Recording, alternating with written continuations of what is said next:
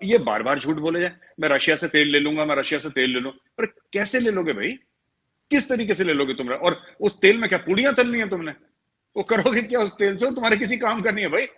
4-5 साल लगेंगे रिफाइनरी बनाने में, फिर तुम रिफाइनरी बनाओगे, फिर उसमें तेल डालोगे, फिर वो। अब पर ये इमरान खान के फॉलोअर्स को लॉजिक से मुझे नहीं लगता कोई मतलब है, तो ये कुछ भी। मुझे बुरा भी लगता है कभी कभी थोड़ा सा ना। मुझे नहीं लगता पाकिस्तान तहरीक इंसाफ में या पाकिस्तान पॉलिटिक्स में सबूत मांगने का अपने लीडर्स से कोई रिवाज है। इंडिया के थिंक टैंक्स कौन से नाम लीजिए ना सबके सामने, जब आपको इतना पता है कि कौन सा थिंक टैंक है, तो कौन सा थिंक टैंक है जिसने बोला? और थिंक टैंक ने, अगर ये तो झूठ बात है कि थिंक टैंक ने बोल दिया कि बलूचिस्तान हम अलग कर देंगे और ये सब कर देंगे। क्या होता है कि लोग पेपर्स लिखते हैं, देयर आर पोजीशन पेपर्स जो थिंक टैंक्स लिखते हैं, पोजीशन पेपर्स लिखते हैं। They write they write lot of stuff, और हर एक मुल्क के बारे में लिखते हैं।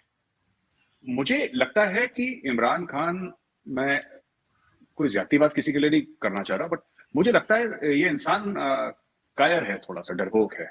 हर चीज से डरना। हाय मेरे खिलाफ कॉन्स्पिरेसी हो गई, हाय लोग साजिश कर रहे हैं, हाय लोग मुझे मार देंगे, हाय मुझे झूठी तरीके से कुर्सी से नीचे उतार दिया, हाय इंडियन थिंक टैंक ये बोल रहे हैं। ये या तो डरता भी है और ये लोगों को डराता भी है। बम मार दो ऊपर, पाकिस्तान के 3 नहीं तो 4 टुकड़े, पता नहीं क्या क्या अजीबो गरीब बातें। जैसे जैसे वक्त बीत रहा है ये आदमी और डेस्परेट हो रहा है। कौन से थिंक टैंक है, मैं जानना चाहता हूं। और अगेन मैं रिक्वेस्ट करूंगा, जो मेरे पाकिस्तानी दोस्त भाई बहन ये देख रहे हैं वीडियो, आप वो थिंक टैंक, आप उसकी लिंक यहाँ पे कमेंट्स में पोस्ट करिए प्लीज। मैं भी देखूं जरा कि हमारे किस थिंक टैंक ने बोला है। और अगर कोई पाकिस्तान तहरीक इंसाफ का सपोर्टर ये देख रहा हो तो आप बताइए कौन सा थिंक टैंक है। देखिए, हमारे यहाँ एक आजाद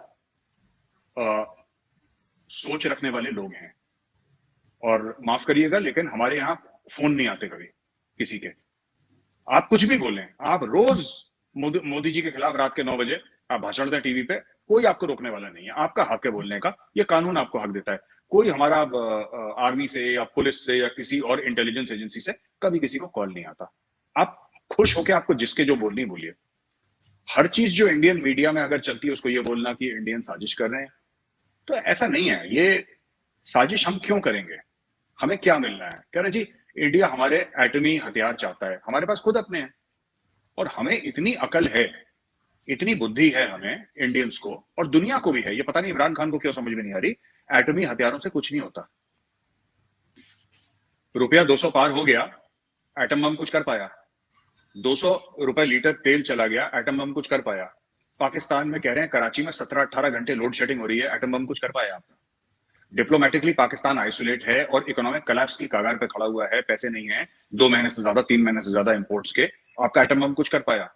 ये जो एटम बम की धौंस दिखाते हैं बार बार कि बिरला मंदिर की घंटियां बजना बंद हो जाएंगी जैसे शेख रशीद कहते हैं, और पाव पाव किलो के हमारे पास ऐसे बम है जो सिर्फ हिंदुओं को मारेंगे और मुसलमानों को छोड़, ये एक जहनियत है, एक कि हम एक जंगजू कौम है, और असला है वो हमारा जेवर है। ऐसा नहीं होता। असला किसी का भी जेवर नहीं होता। जेवर सिर्फ एक होता है, वो डॉलर होता है। डॉलर को जेवर बनाए तब मुल्क तरक्की करता है, असले वसले से कुछ। मैं आपको बता रहा हूं आरजू जी, पाकिस्तान कितने चैलेंजेस फेस कर रहा है आज की तारीख में। अगर, और हर समय पता है न्यूक्लियर वेपन्स के बारे में मैं कितने पाकिस्तानियों से बात कर चुका हूं, और सबको ऐसा यकीन है दिल में, विश्वास है दिल में कि हम क्योंकि न्यूक्लियर पावर है, कोई ना कोई तो हमें पैसे दे देगा। अच्छा, इसका कोई लॉजिक नहीं है कि लोग क्यों देंगे पैसे? क्योंकि अगर हम फेल हो गए तो दुनिया में फिर रायता फैल जाएगा, इसलिए कोई ना कोई हमें पैसे। ये कौन सा लॉजिक है कि अगर हम फेल हो गए, अगर हमारा मुल्क टूट गया तो दुनिया में रायता फैल जाएगा? तो ये तो ब्लैकमेल हो गया ना। वो इसलिए मैं कहता हूँ, जो शोले फिल्म देखी आपने, वीरू चढ़ गया टंकी के ऊपर, बहुत वीरू बार। चढ़ गया टंकी, हाँ, वीरू चढ़ गया टंकी के ऊपर कि बसंती के साथ शादी नहीं करोगे तो मैं सुसाइड कर लूंगा। ये logic I have not understood till now. नहीं, वो तो ठीक है, लेकिन दुनिया क्या इंप्रेशन ले रही होगी कि अगर कोई प्राइम मिनिस्टर यानी फॉर्मर प्राइम मिनिस्टर बैठकर ये कहे कि मुल्क के 3 टुकड़े होने जा रहे हैं, इस चीज को दुनिया सुन रही होगी, तो क्या इंप्रेशन क्या लेते हैं?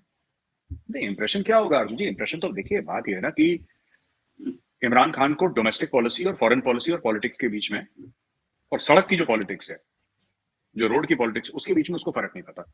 उसको जो हथियार मिल रहा है वो इस्तेमाल कर रहा है। हर रोज ऐसे ऐसे बयान दे रहा है, पाकिस्तान के 3 टुकड़े हो जाएंगे, फिर कभी कहता है एटम बम मार दो पाकिस्तान के ऊपर, कभी अपने खुद के आर्मी चीफ को कुछ कह रहा है, कभी अपनी फौज को बोल रहा है कि न्यूट्रल वाले। अच्छा, उसको ये भी नहीं अच्छा लग रहा कि वो न्यूट्रल है, और वो कह रहा है कि तुम आके दोबारा मुझे कुर्सी पे बैठाओ। कहने की बात यह है कि वो, मैंने कभी नहीं देखा। देखिए, मैं आपको एक एग्जांपल देता हूं। डॉक्टर मनमोहन सिंह तकरीबन 10 साल भारत के प्रधानमंत्री रहे। डॉक्टर मनमोहन सिंह, जो कांग्रेस पार्टी के हैं।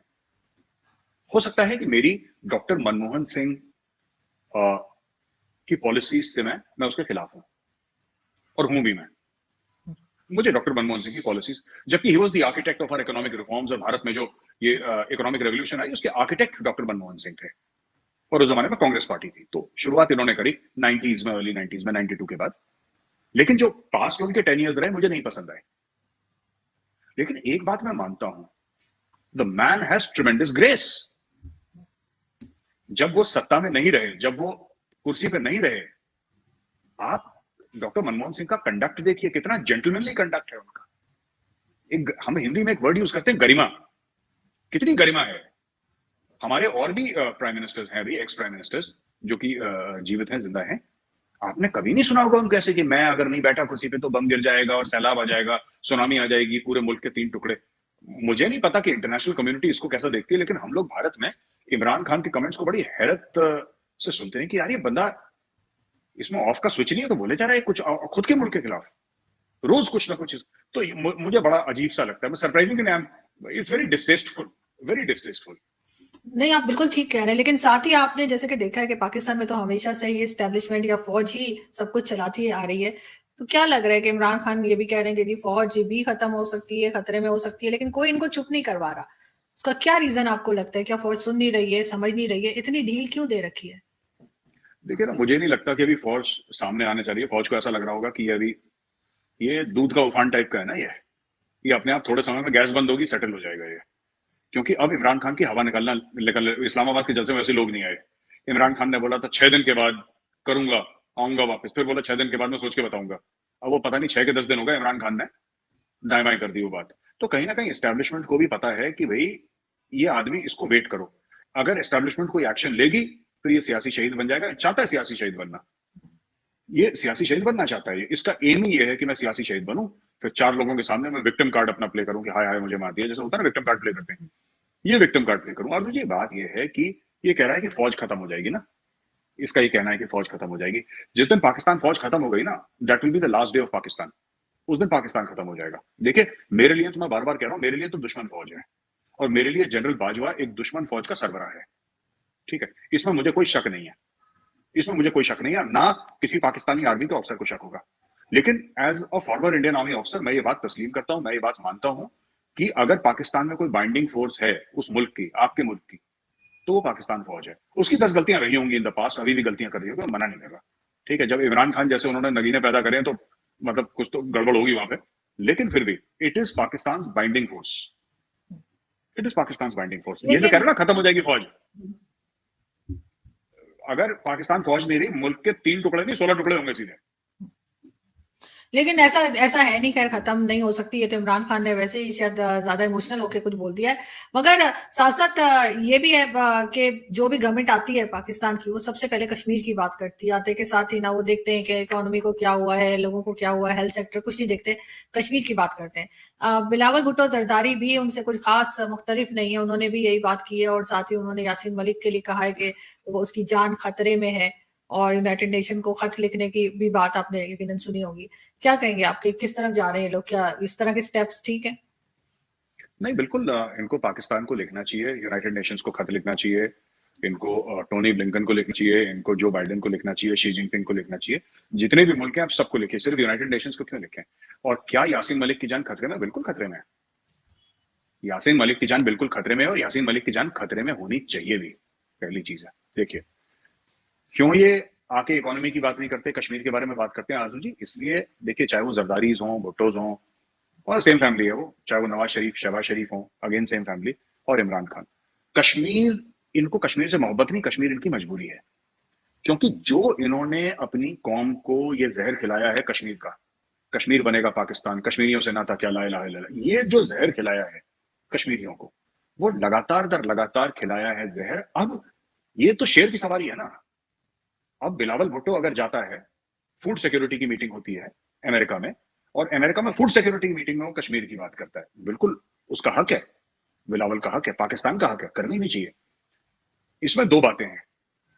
इसमें पहली बात तो ये है कि बिलावल भुट्टो से किसी ने, मीडिया ने ये नहीं पूछा कि तुम वहां पे लाखों डॉलर रुपए भी नहीं, लाखों डॉलर खर्च, क्योंकि तामझाम के साथ गए होंगे, अपना पूरा रहे होंगे वहां पे 4-5 दिन।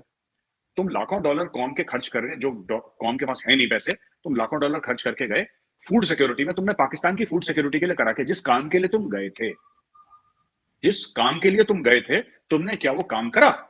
अब मैं अगर, आरजू जी आप मुझे बोलती हैं कि मेजर साहब आप एक काम करिए, आप आपको यहां पे जाना है और आपको ये काम करना है, कोई एक्स काम आपने बोला, और मैं वो काम बिना करके, आप मुझसे ये तो पूछेंगे जब मैं वापस आऊंगा कि मेजर साहब ये काम हुआ कि नहीं हुआ, आपने बोला था आप काम करेंगे, वो नॉर्मल सी बात।